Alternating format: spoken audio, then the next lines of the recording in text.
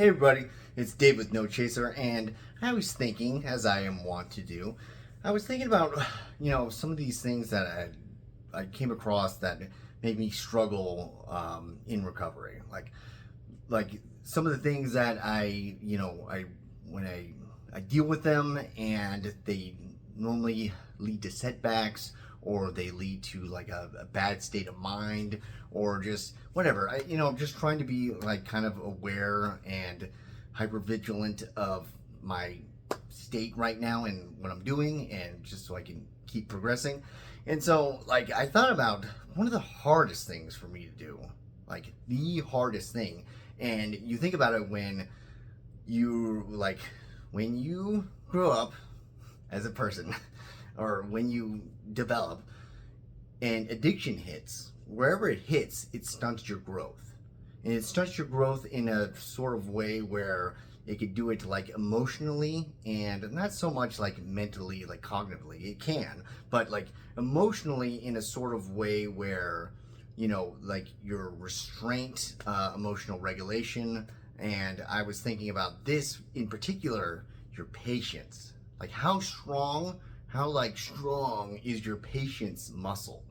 Like how much can you like really, how much of a load of patience can you carry? And this reminded me of like a really good sort of description of what patience really is, because patience is not the measurement of like how long you can wait, or your like ability to basically wait.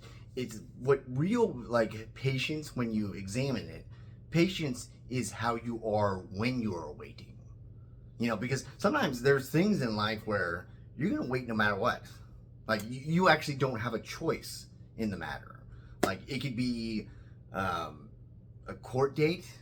It could be the birth of a child. It could be waiting on getting back on an interview. It could be on making it a financial decision. It could be on moving, just like a lot of stuff. It could be on smaller things too, like things where you want to appease yourself. Like, when am I going to eat lunch? Or when am I going to like have my next coffee, or something like that?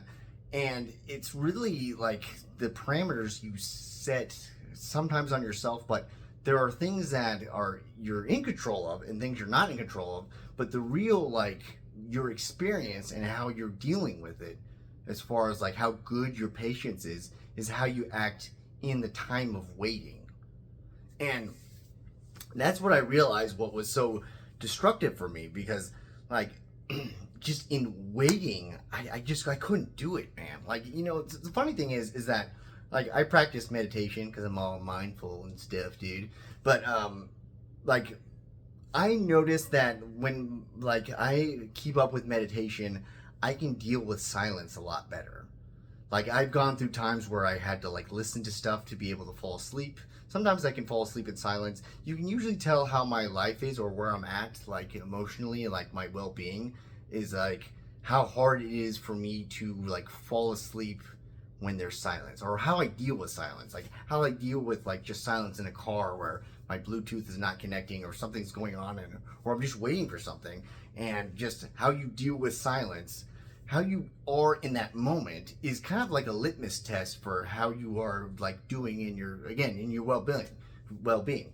So with patience though, it is like your sort of coping mechanism. It's sort of your ability to handle life, and life as it comes to you, in ways to where you're in that sector of non-control. Like you talked about, like your patience, where I mean there's some things where you can jump the gun and you can make something happen sooner, but there are things in life that you can't make happen sooner. And so, like, for instance, when I am in a depressed state, like I'm not feeling well, and this is another practice in patience, because the thing is that I, for such a long time, I was like just trained on this instant gratification sort of curriculum. So where I could not, like, I need to not be in discomfort now.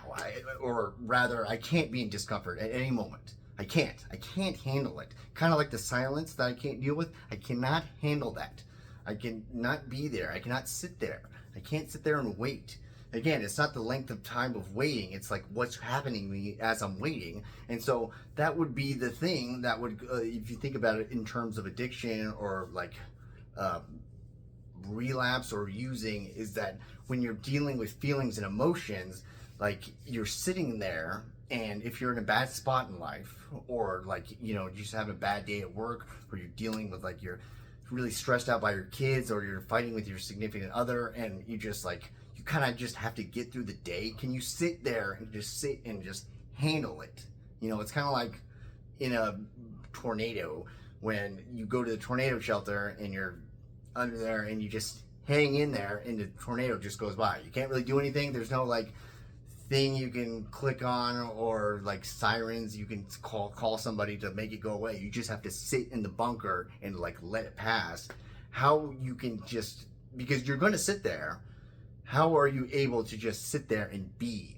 And that was something that I struggled with so badly. Like again, part of it is that being trained with the instant gratification thing. Another part of it is just truly the like you know, not having the ability to just be with myself and to feel emotions. And that's what like I struggled with, you know, as far as patience would come. Like I didn't have patience with life. Like if I wasn't feeling good or if I was feeling discomfort, I couldn't wait it out. I couldn't sit there and be present. I couldn't live in the present moment. Like that's what made it so difficult, with just like being as a person. You know, it's one of those things where like the biggest truth in life is that everything is transitional, everything is temporary, and how much you actually like really accept that is it'll show in your life. Like, because if you fret, if you throw a temper tantrum, if you just like try to rebel against what's going on in your life because you don't like it, you know, that's a big difference between if you can just hang in there. Like for most people, like the average person, they just deal with life stresses as they come, and they kind of just, I don't know, they just have to take them head on. They may have like some escapes that they do, like like binge eating, or like snacking or shopping, or just dropping things and going on a vacation or whatever, just little things, but you know, really not really that all encompassing. But with like addicts and alcoholics, this separation is that we have like this other universe we can live in, where we can live in the everything now and more world, where we just go to, we're not going to live in discomfort, we're not going to live in sort of like the unknown or fear or anything like that. We can't handle it, so we're never going to wait, so we have to alter our mood, so we're never in that state.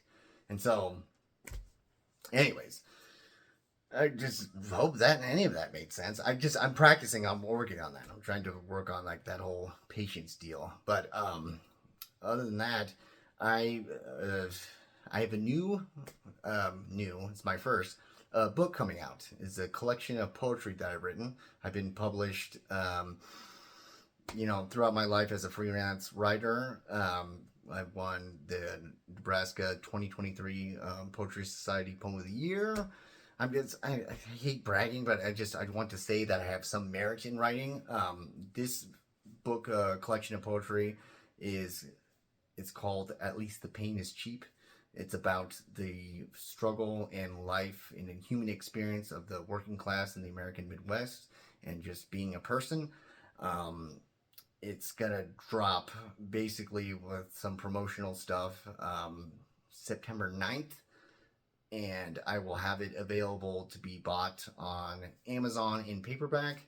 And I'm going to have another feature where you can get in contact through my website to get a copy. That's just a PDF copy that you can have, you know, if you want to read it and look at it for free. Because like for me, this is not about money, it's just about getting my work out there. I think this is the first time I've actually had something to really plug. Other than that, be well.